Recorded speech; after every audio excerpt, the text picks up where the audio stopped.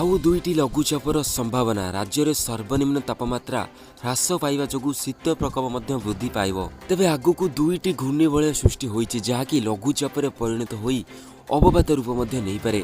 तेबे कौन रही नुआ पाणीपागर लाटेस्ट न्यूज लाटेस्ट अपडेट जहाँकि आपण एही वीडियो रे संपूर्ण भाव जानि पारिबे। सेतिलागि वीडियो को लाइक करबा सहित चैनल नुआ अछंती सब्सक्राइब करी बेल आइकन पर क्लिक करी पारिबे कारण आपण मानकु एही भली वीडियो डेली देखिया मिल जाए। राज्य में सर्वनिम्न तापमात्रा ह्रास पाइबा जोगु शीत प्रकोप वृद्धि पाइछि। तेबे आसंता 24 घंटा मध्य आभ्यंतरण उत्तर ओडिशा समेत उपकूल ओडिशा रे रातिर तापमात्रा 2 डिग्री पर्यंत ह्रास पाइबार संभावना थिबा भुवनेश्वर स्थित आंचलिक पाणीपाग विभाग पक्षरु कुहा जाइछि।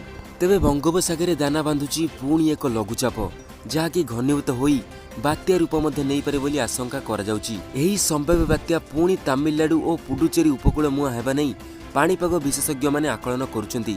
तेबे ओडिशा रे एहार प्रभाव पड़िबो नाही बोली अनुमान करा जाउछि, किंतु दक्षिण ओडिशा रे स्थाने स्थाने हालुका वर्षा हेबा सह राज्य में पाग कोहला रही पारे। पाणीपाग विभागर कहवा अनुसार दक्षिण अंडमान सागर रे एक घूर्णिबलय सृष्टि होइछि जहाँकि 36 घंटा भितर दक्षिण बंगोपसागर लघुचाप परिणत हेब।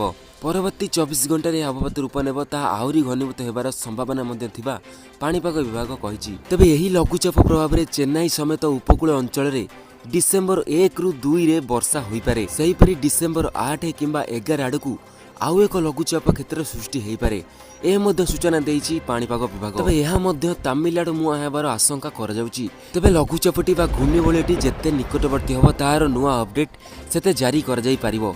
सेते लागि निहाती भाबरे चैनल को सब्सक्राइब करी बेल आइकन क्लिक करी रखंतु कारण आपण मानकु जे कोनोसी नुआ लघुचापर अपडेट आसीबो आपण मानकु एही चैनल ने प्रथमे देखिबाकू मिलि जिवो।